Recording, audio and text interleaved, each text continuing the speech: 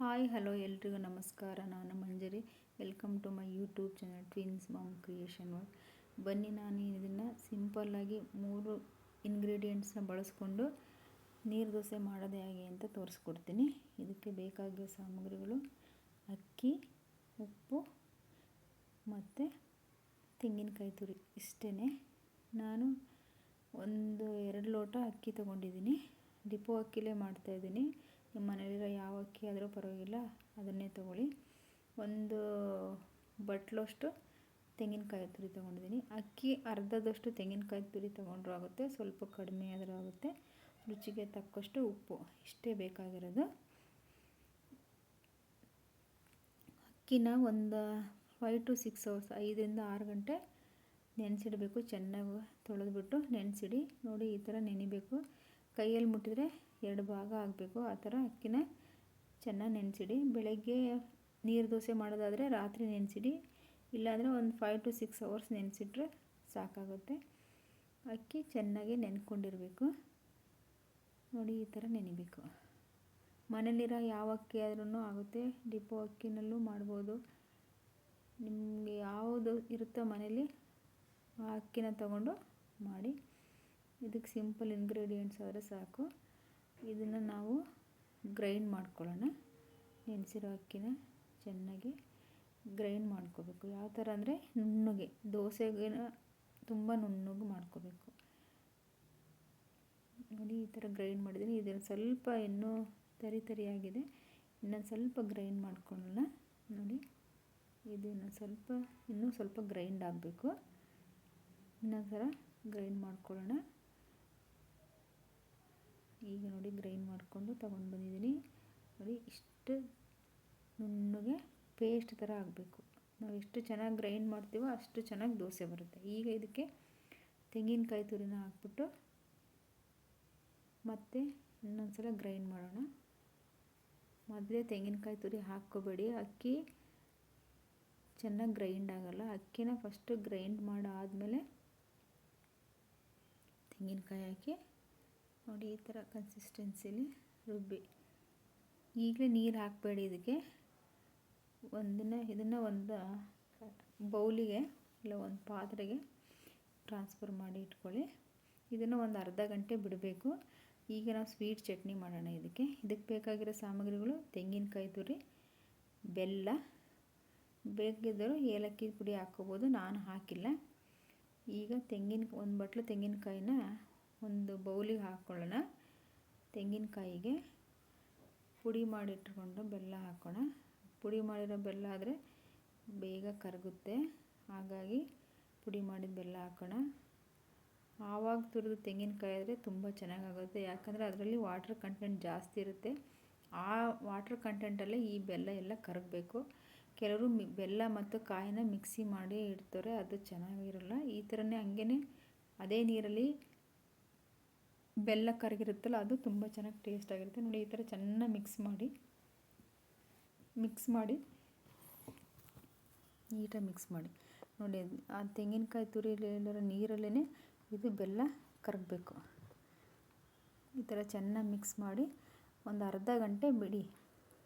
ಅರ್ಧ ಗಂಟೆ ಇಟ್ಟು ನೆನೆಯುವಷ್ಟೊತ್ತಿಗೆ ಇದನ್ನು ಎಲ್ಲ ಚೆನ್ನಾಗಿ ಬೆಲ್ಲ, ತೆಂಗಿನಕಾಯಿ ತುರಿ ಎಲ್ಲ ಹೊಂದ್ಕೊಂಡಿರುತ್ತೆ. ನೋಡಿ, ಈ ಥರ ಅರ್ಧ ಗಂಟೆ ಇಟ್ಬಿಡಿ. ಅರ್ಧ ಗಂಟೆ ಆದಮೇಲೆ ನೋಡಿ ಎಷ್ಟು ಚೆನ್ನಾಗಿ ಹೊಂದ್ಕೊಂಡಿರುತ್ತೆ ಅಂತ. ಈ ಥರ ಚೆನ್ನಾಗಾಗಿರುತ್ತೆ, ಎಷ್ಟು ಚೆನ್ನಾಗಿ ಹೊಂದ್ಕೊಂಡಿದೆ. ಈಗ ಇದಕ್ಕೆ ಖಾರದ ಚಟ್ನಿ ಮಾಡೋಣ. ಇದಕ್ಕೆ ಬೇಕಾಗಿರೋ ಸಾಮಗ್ರಿಗಳು ಉಪ್ಪು, ಸ್ವಲ್ಪ ಬೆಲ್ಲ, ತೆಂಗಿನಕಾಯಿ ತುರಿ. ನಾನು ಕಾಯಿ ಚಟ್ನಿ ಮಾಡ್ತಾಯಿದ್ದೀನಿ. ಮತ್ತು ಫ್ರೈ ಮಾಡ್ಕೊಂಡಿರೋದಂಥ ಹಸಿಮೆಣ್ಸಿಕಾಯಿ ಬೇಕು. ಬರೀ ಹಸಿಮೆಣ್ಸಿಕಾಯಿನ ಹಾಕಬೇಡಿ.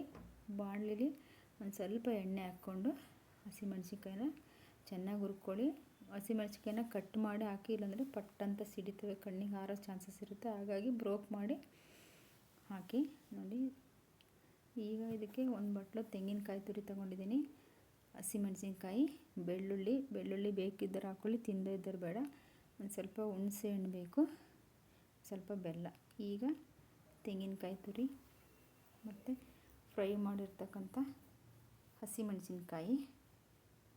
ಎಲ್ಲರೂ ಚಟ್ನಿ ಮಾಡಿದರೆ ಎದೆ ಉರಿ ಬರುತ್ತೆ ಅಂತಾರೆ. ಯಾಕೆ ಹೋಟೆಲ್ ಚಟ್ನಿ ತಿಂದರೆ ಅಂದರೆ, ಹೋಟೆಲಲ್ಲಿ ಈ ಥರ ಫ್ರೈ ಮಾಡಲ್ಲ ಮೆಣಸಿನ್ಕಾಯಿನ, ಹಾಗಾಗಿ ಎದೆ ಉರಿ ಬಂದಂಗೆ ಆಗುತ್ತೆ. ಬೆಳ್ಳುಳ್ಳಿ, ಸ್ವಲ್ಪ ಬೆಲ್ಲ, ರುಚಿಗೆ ತಕ್ಕಷ್ಟು ಉಪ್ಪು, ಸ್ವಲ್ಪ ಬೆಲ್ಲ, ಒಂದು ಸ್ವಲ್ಪ ಹುಣಸೆಹಣ್ಣು ಹಾಕ್ಬಿಟ್ಟು ಎಲ್ಲ ಇಂಗ್ರೀಡಿಯೆಂಟ್ಸು ಸೇರಿಸಿ ನೋಡಿ ಗ್ರೈಂಡ್ ಮಾಡಿ ಚಟ್ನಿ ಆಯಿತು. ಈಗ ಈ ಚಟ್ನಿಗೆ ಒಂದು ಒಗ್ಗರಣೆ ಕೊಡೋಣ. ಇದಕ್ಕೆ ಬೇಕಾಗಿರೋ ಸಾಮಾನುಗಳು: ಎಣ್ಣೆ, ಸಾಸಿವೆ, ಹಿಂಗು, ಉದ್ದಿನಬೇಳೆ, ಒಣಮೆಣಸಿನ್ಕಾಯಿ, ಸ್ವಲ್ಪ ಕರಿಬೇವು. ಒಂದು ಬಾಣಲಿಗೆ 1-2 ಸ್ಪೂನಷ್ಟು ಎಣ್ಣೆ ಹಾಕೋಣ. ಎಣ್ಣೆ ಹಾಕಿ ಅದಕ್ಕೆ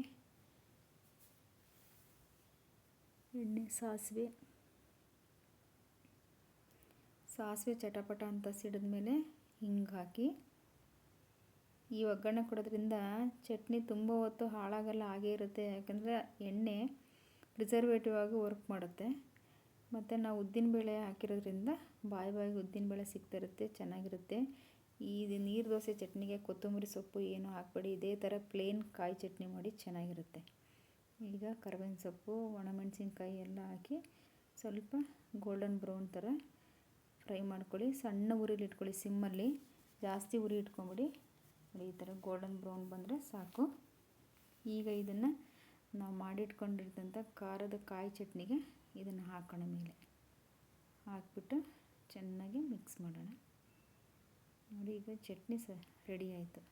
ಸ್ವೀಟ್ ಚಟ್ನಿನೂ ರೆಡಿ ಆಯಿತು, ಖಾರ ಚಟ್ನಿನೂ ರೆಡಿ ಆಯಿತು. ಇದೆಲ್ಲ ರೆಡಿಯಾಗೋಷ್ಟೊತ್ತಿಗೆ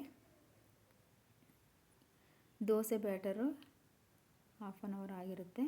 ಈಗ ಇದಕ್ಕೆ ಎಷ್ಟು ಬೇಕೋ ಅಷ್ಟನ್ನು ನೀರನ್ನು ಹಾಕ್ಕೊಂಡು ನೀರು ದೋಸೆ ಕನ್ಸಿಸ್ಟೆನ್ಸಿಗೆ ಬ್ಯಾಟರ್ನ ರೆಡಿ ಮಾಡ್ಕೊಳ್ಳೋಣ. ನೋಡಿ ನಾವು ಸ್ವಲ್ಪ ನೀರು ಹಾಕೋಣ. ಸ್ವಲ್ಪ ತಿಕ್ಕಾಯಿತು, ತುಂಬ ತಿಕ್ಕಾಗಿರಬಾರ್ದು, ತುಂಬ ತಿನ್ನೋಗೂ ಇರಬಾರ್ದು. ನೀರು ಥರ ಇದ್ರೂ ದೋಸೆ ಬರಲ್ಲ. ಈ ಥರ ಕನ್ಸಿಸ್ಟೆನ್ಸಿ ಇರಬೇಕು. ಇದಕ್ಕೆ ರುಚಿಗೆ ತಕ್ಕಷ್ಟು ಉಪ್ಪನ್ನ ಈಗ ಹಾಕಬೇಕು, ಮೊದಲೇ ಹಾಕಬೇಡಿ. ಯಾಕಂದರೆ ಮೊದಲು ಹಿಟ್ಟು ಸ್ವಲ್ಪ ಇರುತ್ತೆ, ಈಗ ನೀರು ಹಾಕಿದ್ಮೇಲೆ ಜಾಸ್ತಿ ಆಗಿರುತ್ತೆ. ಈಗ ಒಂದು ತವಾನ ಕಾಯಿಸ್ಕೊಂಡ್ಬಿಟ್ಟು ತವಾಕ್ಕೆ ಸ್ವಲ್ಪ ಎಣ್ಣೆ ಹಾಕಿ ರೆಡಿ ಮಾಡ್ಕೊಳ್ಳಿ. ತವಾನ ರೆಡಿ ಮಾಡಿಕೊಂಡು ಈಗ ಈ ಬ್ಯಾಟರ್ನ ನೋಡಿ ಈ ಥರ ಹಾಕಬೇಕು. ಹಾಕ್ಬಿಟ್ಟು ಅದು ಎಲ್ಲ ಕಡೆಗೂ ಹರಡೋ ಥರ ತವಾನ ಈ ಥರ ಸ್ವಲ್ಪ ಟರ್ನ್ ಮಾಡಿ. ನೋಡಿ ಎಲ್ಲ ಕಡೆಗೂ ಸ್ಪ್ರೆಡ್ ಆಗುತ್ತೆ. ಈ ಥರ ಹಾಕ್ಬೇಕು. ಸ್ವಲ್ಪ ತಿನ್ನಾಗಿ ಹಾಕಿದ್ರೂ ಚೆನ್ನಾಗಿರುತ್ತೆ. ಮೇಲೊಂದು ಸ್ವಲ್ಪ ಎಣ್ಣೆ ಹಾಕಿ ಮುಚ್ಚಳ ಮುಚ್ಚಿಬಿಟ್ಟು ಯಾವ್ದಾದ್ರು ಒಂದು ಲಿಡ್ ಮುಚ್ಚಿ 1-2 ನಿಮಿಷ ಬೇಯಿಸಿರೋದು ಸಾಕು. ಹಾಗೇ ಚೆನ್ನಾಗಿರುತ್ತೆ. ತುಂಬ ಸ್ಮೂತ್ ಬೇಕಾಗಿರೋರು ತಿರುಗಿಸಿ ಹಾಕೋ ಅವಶ್ಯಕತೆ ಇಲ್ಲ, ಹಾಗೆಯೇ ತೆಗೆದ್ಬಿಟ್ಟು ತಿನ್ಬೋದು. ಸ್ವಲ್ಪ ಕ್ರಿಸ್ಪಿ ಬೇಕು ಅನ್ನೋರು ಉಲ್ಟಾ ಹಾಕ್ಬಿಟ್ಟು 1-2 ನಿಮಿಷ 1 ನಿಮಿಷ ಬೇಯಿಸಿ. ನೋಡಿ ಎಷ್ಟು ಚೆನ್ನಾಗಿ ಬರುತ್ತೆ. ಈ ಥರ ಹೋಲ್ ಇರಬೇಕು ದೋಸೆಲಿ, ಆವಾಗೇ ಸ್ಮೂತ್ನೆಸ್ ಬರೋದು. ಮಂಗಳೂರು ನೀರು ದೋಸೆ ರೆಡಿ. ಇದನ್ನು ಒಂದು ತೆಂಗಿನಕಾಯಿದು ಸ್ವೀಟ್ ಚಟ್ನಿ, ಒಂದು ಖಾರ ಚಟ್ನಿ ಜೊತೆ ತಿನ್ನೋಣ. ಯಾರೆಲ್ಲ ನನ್ನ ಚಾನಲ್ ಸಬ್ಸ್ಕ್ರೈಬ್ ಮಾಡ್ಕೊಂಡಿಲ್ಲ ಪ್ಲೀಸ್ ಸಬ್ಸ್ಕ್ರೈಬ್ ಮಾಡ್ಕೊಂಡು ನೋಡಿ. Thanks for watching.